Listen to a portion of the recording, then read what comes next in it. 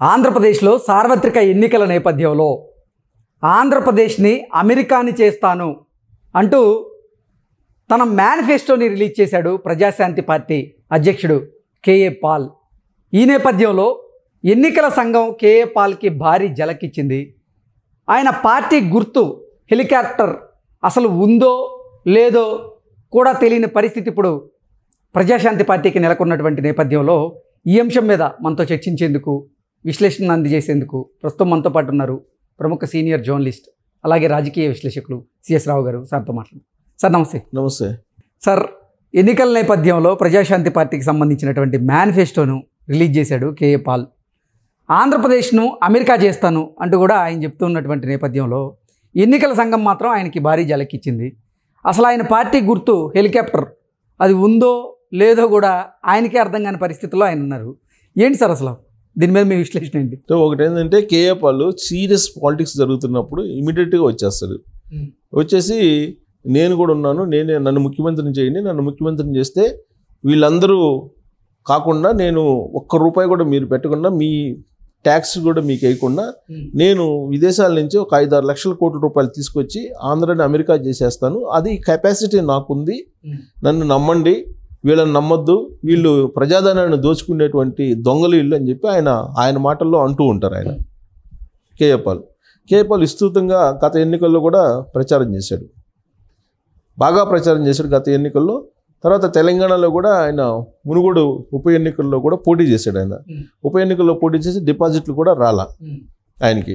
సరే తెలంగాణలో మళ్ళీ అసెంబ్లీ ఎన్నికల్లో పోటీ చేస్తానని కానీ కనిపించలా.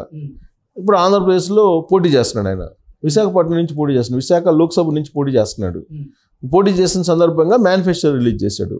ఆ మేనిఫెస్టోలో ఏమున్నాయంటే పెన్షను, నిరుద్యోగ భృతి, తర్వాత ₹6,000 పెన్షను, నిరుద్యోగ భృతి 6,000, తర్వాత ఆంధ్రాని అమెరికా చేస్తాను అని చెప్పి ఆయన ఇచ్చాడు. అంటే అన్ని ఆల్రెడీ ఆయన క్యాల్కులేట్గా ఇచ్చాడు. ఏమి ఇచ్చాడు? 100 రోజుల్లో 100 days అన్నాడు. 100 రోజుల్లో ప్రభుత్వ ఉద్యోగాలన్నీ భర్తీ చేస్తా, నిరుద్యోగులకి ₹6,000 భృతి ఇస్తాను, తర్వాత ప్రతి ఒక్కరికి అందరికీ ఫ్రీ ఎడ్యుకేషన్, అలాగే ఫ్రీగా వైద్యం చేపిస్తాను, ఫ్రీగా ఎడ్యుకేషన్ ఇప్పిస్తాను. ప్రతి మహిళలకి ఆంధ్రప్రదేశ్లో ఉన్నటువంటి వాళ్ళకి విడతల వారీగా 5 సంవత్సరాల్లో ₹1,00,000 ఇస్తాను, ప్రతి మహిళకి ₹1,00,000 ఇస్తాను, సంవత్సరానికి 20,000 అని ఆయన మేనిఫెస్టో విడుదల చేశారు. తర్వాత మద్య నిషేధం దశల వారీగా చేస్తాను, ఏపీ రాష్ట్రానికి విదేశాల నుంచి పెట్టుబడులు భారీగా తీసుకొస్తాను, యువతకి ఉపాధి అవకాశాలు కనిపిస్తాను. ఇది ఆయన మేనిఫెస్టోలో ఉన్నటువంటి అంశం. సో ఆయన మేనిఫెస్టో బాగానే ఉంది కదా. ఆయన మేనిఫెస్టో ఏం చేయి, విదేశాల నుంచి నేను డబ్బులు తీసుకొస్తాను అంటున్నారు. జగన్మోహన్ రెడ్డి ఆ మాట చెప్పలేదు, చంద్రబాబు నాయుడు ఆ మాట చెప్పలేదు, విదేశాల నుంచి డబ్బులు తీసుకొస్తామని చెప్పేసి. కేఏ పాల్ చెప్తున్నాడు. కేఏ పాల్కి ఆ కెపాసిటీ ఉందా లేదా? విదేశాల నుంచి డబ్బులు తీసుకొచ్చే కెపాసిటీ గతంలో ఉండేది అనేటువంటి వార్తలు అయితే మేము చదివాం. ఆయన గతంలో ఉండేది ఉంది కూడా, అది నాకు తెలుసు. ఎందుకంటే 96లో ఈయన్ని ఇంటర్వ్యూ చేయడానికి నేను అప్పటికే పేపర్లో ఒక పేరున్నటువంటి జర్నలిస్ట్గానే ఉన్నా. ఈయన ఇంటర్వ్యూ చేయడానికి నేను అపాయింట్మెంట్ తీసుకుంటే ఆయన కలవడానికే నాకు దాదాపు 6 hours పట్టింది. కలిసిన తర్వాత ఇంటర్వ్యూ కావాలంటే అసలు ఇంటర్వ్యూ ఇచ్చేటువంటి పరిస్థితి లేదు. కొన్ని కోట్ల మంది ఆయన హెలికాప్టర్లో వస్తుంటే పైకి చూసి హలిలోయ అంటూ కేవలం ఆయన ఇలా అంటాడు, ఆ ఆశీర్వచనాలు సరిపోతాయి అని చెప్పి భావించేటువంటి వాళ్ళు కొన్ని కోట్ల మంది ఉన్నారు కేఏ పాల్కు సంబంధించి. కేఏ పాల్ ఇప్పుడు అమెరికా ప్రెసిడెంట్ ఏదైతే ప్రత్యేకమైన విమానాన్ని బోయింగ్ వాడతారో సేమ్ అలాంటిదే వాడేవాళ్ళు. ఇక్కడకు ఆంధ్రప్రదేశ్ కానీ లేదా తెలుగు రాష్ట్రాలకు వచ్చినప్పుడు కూడా నాకు తెలిసినంత వరకు 96లో 3 హెలికాప్టర్స్ ఉండేవి. మీకు డిఫెన్స్ వాళ్ళు వెళ్ళేటప్పుడు ఎలా ఉంటాయి, రక్షణ ఇచ్చేది, ఇప్పుడు ప్రధానమంత్రి వచ్చేటప్పుడు ఎలా ఉంటాయి 3 హెలికాప్టర్, అలా ప్రోటోకాల్ ఉండేది కేఏ పాల్కి. సో కేఏ పాల్ని మనం అండర్ ఎస్టిమేట్ చేయడానికి లేదు. అది ఇప్పుడు అది ఉందా లేదా అని అంటే ఆయనే ఉందంటారు, మిగతా వాళ్ళు ఏమో ఆయన అంత సీన్ లేదంటారు. ఒకప్పుడు ఉండేది, ఇప్పుడు అంత సినిమా లేదంటారు.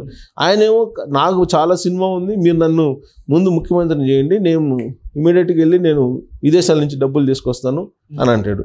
అసలు ఇంకోటి కేంద్ర హోంశాఖ మంత్రి అమిత్ షాని డైరెక్ట్గా వెళ్ళి నేను కలుస్తాను అని అంటాడు. ఆయన నిజంగా కూడా కలిశాడు.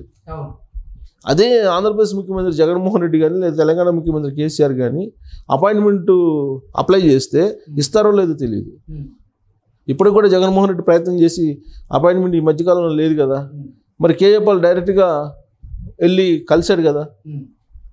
ఆయన పైగా విశాఖ ఉక్కు మీద ప్రైవేటీకరణని సవాల్ చేస్తూ పిటిషన్ వేశాడు హైకోర్టులో. న్యాయ పోరాటం చేస్తున్నాడు ఆయన. మరి న్యాయ పోరాటం జగన్మోహన్ రెడ్డి చేయట్లేదు కదా, చంద్రబాబు నాయుడు చేయట్లేదు కదా, న్యాయ పోరాటం చేస్తున్నాడు ఆయన. ఇప్పుడు ఆల్రెడీ కోర్టులో నడుస్తుంది. అంటే కేంద్ర ప్రభుత్వాన్ని వ్యతిరేకించే ధైర్యం చంద్రబాబు నాయుడుకి కానీ ఇటు జగన్మోహన్ రెడ్డికి కానీ లేదు. తనకే ఉందని చెప్పి ఆ కేఏ పాల్ చెప్తున్నాడు. అందుకే నాకు ఆంధ్రప్రదేశ్ ప్రజలు ఓటేయండి అని చెప్తున్నాడు ఆయన అంటూ మేనిఫెస్టో విడుదల చేశారు. విడుదల చేసిన సందర్భంగా విశాఖలో కూడా ఆయన నామినేషన్ వేశాడు. విశాఖ లోక్సభ స్థానానికి నామినేషన్ వేశాడు. నామినేషన్ వేసి ప్రచారం కూడా చేస్తున్నాడు. ఇందుకే ఆయనకు ప్రజాశాంతి పార్టీ అనగానే గుర్తొచ్చేది ఏ గుర్తు? హెలికాప్టర్. అంత స్థాయిలో లాస్ట్ ఎన్నికల్లో ఆయన ప్రచారం చేశాడు హెలికాప్టర్ గుర్తుతోటి. ఆ హెలికాప్టర్ గుర్తు నాకు రిజర్వ్ చేయండి అని చెప్పి ఆయన అప్లికేషన్ కూడా పెట్టుకున్నారు. అప్లికేషన్ పెట్టుకుని హెలికాప్టర్ గుర్తే నాకు కావాలని చెప్పడం కూడా చెప్పారు. అది ఫ్రీ సింబల్ చేయొద్దు మీరని. కానీ సీన్ కట్ చేస్తే ఎన్నికల కమిషన్ ఏం చేసింది? హెలికాప్టర్ గుర్తుని తీసేసింది. కారణం ఏంటంటే వైఎస్ఆర్ కాంగ్రెస్ పార్టీ వాళ్ళు ఆల్రెడీ కంప్లైంట్ చేశారు. హెలికాప్టర్ గుర్తు ఇస్తే మాది ఫ్యాన్ గుర్తు హెలికాప్టర్ గుర్తు రెండు ఒకటాను, మా ఓట్లు పోతాయి అని.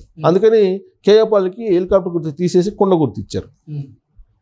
కొండ గుర్తుతో నేను ఎలక్షన్కి వెళ్తున్నానని చెప్పి వాళ్ళు ప్రెస్ మీట్ పెట్టి ఆయన మేనిఫెస్టో విడుదల చేసి నా హెలికాప్టర్ తీసేసుకున్నారు, నా హెలికాప్టర్ లేకుండా చేశారు, కుట్ర జరిగింది అని చెప్పి ఆయన చెప్తున్నాడు. సో హెలికాప్టర్లు ప్రచారం లాస్ట్ ఎలక్షన్ అప్పుడు హెలికాప్టర్ పట్టుకుని తిరిగాడు. ప్రచారం విస్తృతంగా చేశాడు. క్యాండిడేట్స్ని కూడా రెడీ చేశాడు 40-50 మందిని. వైఎస్ఆర్ కాంగ్రెస్ పార్టీ వాళ్ళ పేర్లు ఎవరైతే ఉండే అదే పేర్లతోటి క్యాండిడేట్స్ని తయారు చేసి నామినేషన్ కూడా వేయించే ప్రయత్నం చేశారు. కానీ ఆయనతో సహా ఎవ్వరూ నామినేషన్ వేసే పరిస్థితి లేకుండా ఆ రోజున సీన్ క్రియేట్ అయింది. సో దాంతో ఇప్పుడు ఈ ఎలక్షన్లో ఈసారి వైజాగ్ నుంచి నేను పోటీ చేసి నేను రాబోయే రోజుల్లో అసలు ఈ రాష్ట్రానికి నిధులు తీసుకొస్తాను అంటాడు. లోక్సభకు పోటీ చేసి ఆయన విశాఖకి ఆంధ్రప్రదేశ్కి నిధులు ఎట్లా తీసుకొస్తాడో తెలియట్లేదు ఒకటి. సో ఆయన సీనియర్స్ పొలిటీషియన్ అయితే కాదు, అంతవరకు మనం చెప్పచ్చు. కానీ ఆయన అమెరికా నుంచి నేను నిధులు తీసుకొస్తాను అని చెప్పడం, అమెరికా ఆంధ్రాని ఇవన్నీ చెప్పడం అనేది, పైగా ఇది హెలికాప్టర్ గుర్తు ఏమైపోయింది నాది ఎందుకు ఇవ్వట్లేదని అడుగుతున్నాడు ఆయన. పాపం హెలికాప్టర్ మిస్ అయిన తర్వాత ఆయనకి కూడా కొంత ఇబ్బందిగా ఉన్నట్టు అనిపిస్తుంది. Okay sir, thank you so much. Sir, ఎన్నికల నేపథ్యంలో ప్రజాశాంతి పార్టీకి సంబంధించినటువంటి మేనిఫెస్టోను రిలీజ్ చేశాడు కేఏ పాల్. ఆంధ్రప్రదేశ్ను అమెరికా చేస్తాను అంటూ కూడా ఆయన చెప్తున్నటువంటి నేపథ్యంలో ఎన్నికల సంఘం మాత్రం ఆయనకి భారీ జలకిచ్చింది. అసలు ఆయన పార్టీ గుర్తు హెలికాప్టర్, అది ఉందో లేదో కూడా ఆయనకే అర్థం కాని పరిస్థితుల్లో ఆయన ఉన్నారు. ఏంటి సార్ అసలు దీని మీద మీ విశ్లేషణ ఏంటి? ఒకటి ఏంటంటే కేఏ పాల్ సీరియస్ పాలిటిక్స్ జరుగుతున్నప్పుడు ఇమీడియట్గా వచ్చేస్తాడు. వచ్చేసి నేను కూడా ఉన్నాను, నన్ను ముఖ్యమంత్రిని చేయండి, నన్ను ముఖ్యమంత్రిని చేస్తే వీళ్ళందరూ కాకుండా నేను ₹1 కూడా మీరు పెట్టకుండా మీ ట్యాక్స్ కూడా మీకు వేయకుండా నేను విదేశాల నుంచి ఒక 5-6 లక్షల కోట్ల రూపాయలు తీసుకొచ్చి ఆంధ్రాని అమెరికా చేసేస్తాను, అది కెపాసిటీ నాకుంది, నన్ను నమ్మండి, వీళ్ళని నమ్మొద్దు, వీళ్ళు ప్రజాధనాన్ని దోచుకునేటువంటి దొంగలు ఇల్లు అని చెప్పి ఆయన మాటల్లో అంటూ ఉంటారు ఆయన.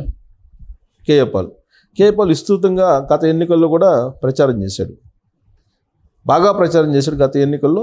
తర్వాత తెలంగాణలో కూడా ఆయన మునుగోడు ఉప ఎన్నికల్లో కూడా పోటీ చేశాడు. ఆయన ఉప ఎన్నికల్లో పోటీ చేసి డిపాజిట్లు కూడా రాలా ఆయనకి. సరే, తెలంగాణలో మళ్ళీ అసెంబ్లీ ఎన్నికల్లో పోటీ చేస్తానని కానీ కనిపించలా.